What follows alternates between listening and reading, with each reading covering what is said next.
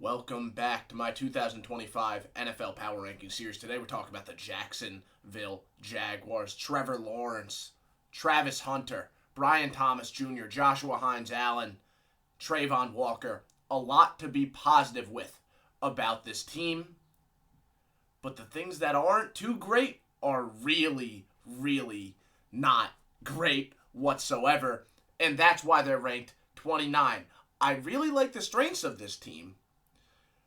But the lows are damn low, and that creates a very interesting dynamic. The ceiling could be really high, but it's all about how well they could avoid the issues. And the big issue they have to avoid is turnovers, and that starts with the quarterback position.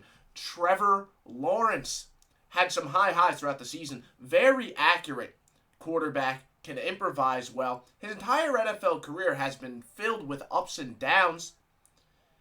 And that's what it's about right here. Just show us some consistency. That's what we need out of Trevor Lawrence this season. With these guys playing receiver, Brian Thomas Jr. being the weapon that he is, the strength to win the 50-50 ball, and the athleticism to separate both before and after he gets the ball, that's a true weapon. Might have just been the best rookie receiver last year. And now you have the guy that might be the best rookie receiver this year in Travis Hunter. The only thing that might restrict him from getting that title is how much he's going to be playing receiver. I'm going to talk a little bit more about that when we talk about him at corner on the defensive side of the ball. But Trevor Lawrence has some weapons here. He just needs to consistently get the ball to them. He can make some big, huge chunk plays, but a 50-yard gain means nothing if you throw a pick right after. He needs to get consistent both in terms of his decision-making and in terms of just the accuracy. He has thrown some beautiful, beautiful balls, but he's also thrown some really ugly ones. Trevor Lawrence, a lot of room for improvement for the former number one overall pick.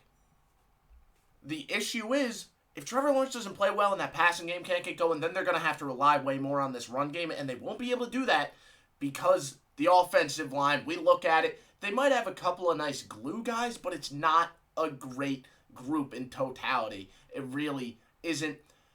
And Travis Etienne might be their RB1 right now. I don't know if he keeps that job. He didn't look too good last year. And I'm not even a huge Tank Bigsby guy, but I think he might be the better running back in this current moment. Liam Cohen, he's the offensive mind behind this unit. It definitely will be interesting to see how he operates without the run game that he had last year. That Buccaneers run game performed very well, and a lot of that was because of how strong they were up front. I think they're going to have to rely a lot more on the passing attack. And while Cohen did a good job keeping Baker Mayfield in check, we have to see how he could do in terms of expanding that playbook. Because yes, Baker looked good, but Baker wasn't doing an overwhelming amount of different stuff. It was a somewhat one-dimensional passing attack revolving a little bit too much on that quick game. Weren't asking him to expand the field much.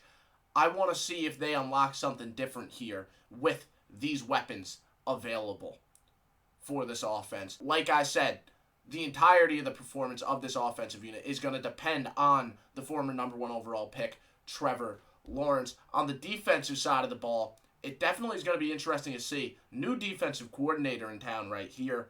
We have Anthony Campanelli, a linebacker coach from Green Bay. And all we can do is guess as to what type of defense he'll run. Based off Green Bay last year, I'm assuming it's going to be a 4-2-5. And I like that because it allows the two star edges of this team, one of the best edge duos in football, Joshua Hines-Allen and Trayvon Walker.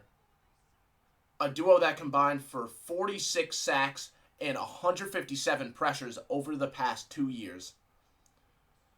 They are dominant. They are going to control some football games for this Jaguars team.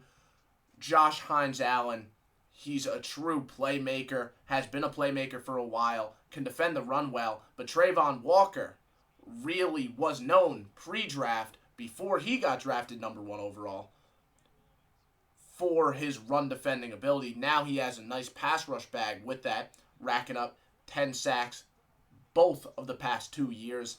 love to see that. This duo should cause a lot of problems. The issue has been and will continue to be the secondary. They added Jordan Lewis, they added Eric Murray, they added Travis Hunter. But just because you pay Eric Murray like a starting safety does not make him a starting safety.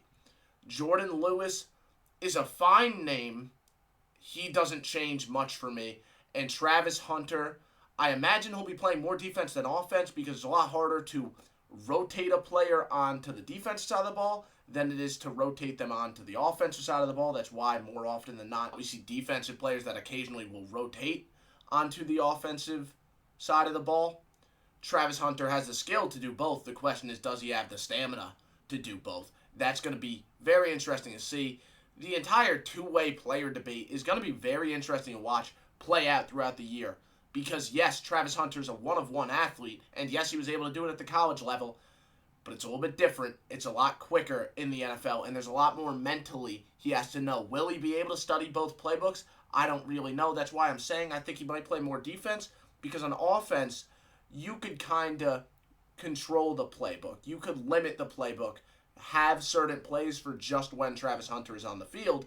On the defensive side of the ball, you can't do that. You could be in cover 4 match one play, and then, oh no, they shifted pre-snap. Because of that look, now we want to run this special variation of cover 2 man, but oh no, Travis Hunter wasn't there when we installed that. He was working with the receivers. That's a very real concern here. Very real concern, because I think we're going to see more defensive play out of him, because I think he'll be practicing more with the defensive players so he understands the whole playbook, and then he'll go in a little bit of offense, have his special shortened down version of the playbook for just when he is in the game. But that aside, I still don't love this secondary. I don't. The linebacker room gives them some stability against the run, but the teams that are able to really protect against that fearsome edge rusher duo, they're going to give them problems through the air. A lot of problems, just like they did last year. The Jaguars remain very vulnerable in some areas, but if they're able to hide their weaknesses because of how strong their strengths are and really get as much as they can out of the strengths, they could surprise some people. I'm not denying it, but it's going to start with the play of Trevor Lawrence. He has to elevate this team, and he has to be more consistent in order to do that. And then, of course, the duo of edge rushers. I don't have any doubt about the talent of Trayvon Walker and Josh Hines-Allen. However, I need to see some interesting schemes to make up for the lackluster play of the secondary. Because if the quarterback's getting the ball out within 2 seconds every snap, there's not going to be a chance for Josh Allen and Trayvon Walker to make a play and really change the game. Let's look at the schedule and see where they end up. Like I said, Jacksonville is a high ceiling team, but I think more than likely they're bound to be around their floor. That's why I have them finishing 5-12. I have them losing their first home game. It might be against the Panthers, but I think the Panthers have the better quarterback. If I'm being honest, I know that might be a hot take, but I think Bryce Young is definitely better, like 100%. If you watch the film, I think that tells you all you need to know. Bryce Young is definitely the better quarterback, at least as of last year. But we'll see. Maybe we'll see a new Trevor Lawrence, and in that situation, maybe the Jaguars can win that first game. Then I do expect the Jaguars to win that next game against Cincinnati. I think Cincinnati's a better team. But when you're playing against the Bengals, it's a very different game in the sense that I don't really care about how your defense performs. As long as they could get a stop or two, it's just going to come down to your offense, right? The Bengals' offense is borderline unstoppable. Like, they're an amazing unit. But the defense is just as weak as that offense is strong. And when you're playing against that Bengals team, it just comes down to what is the ceiling of your offense? What is the best performance your offense can put together? The Jaguars, with Brian Thomas Jr., with Travis Hunter, with Trevor Lawrence, well, they have the ability to make some great plays.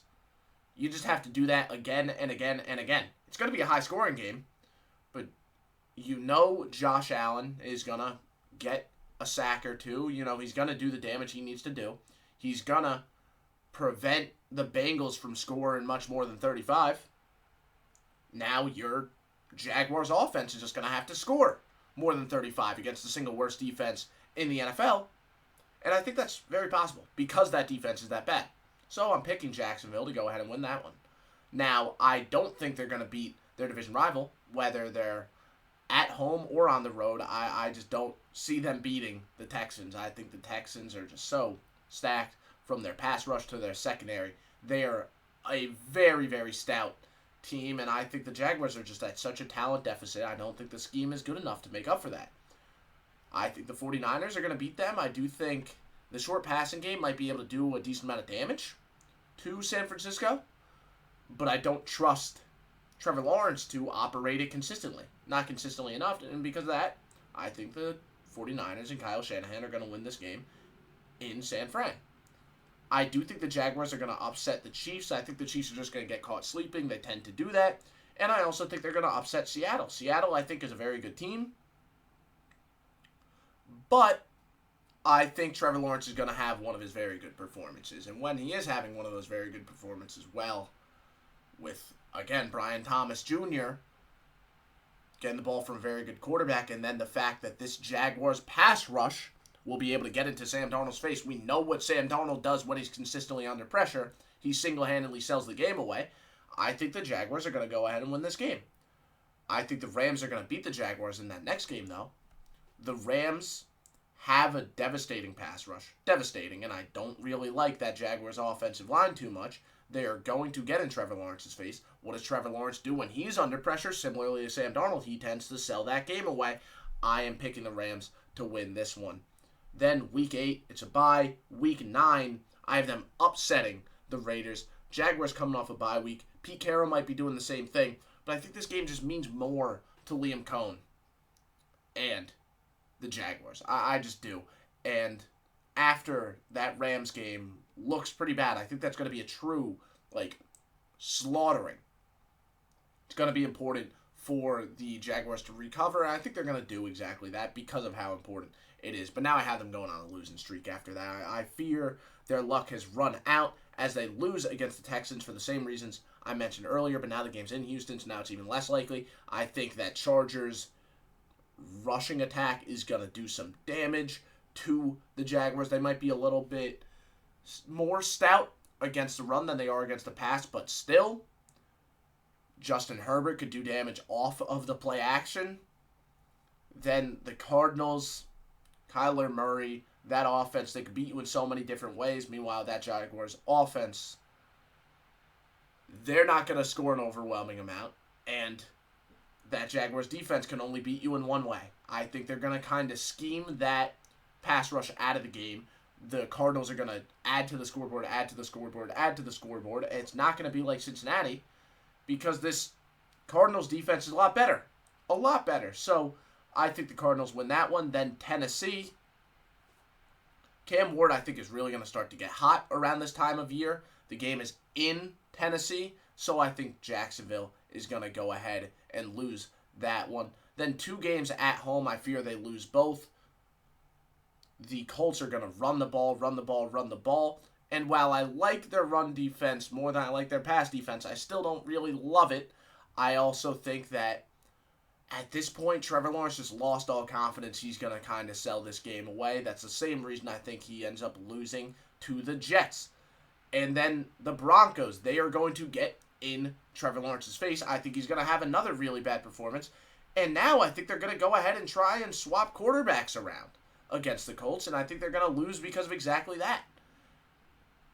And then I think they find out 100% what they want to do at quarterback, at least to end this year, maybe give Trevor Lawrence one last shot, and maybe he'll have a good performance right here, or completely crumble, and then Tennessee maybe upsets them. I have the Jaguars finishing 5-12.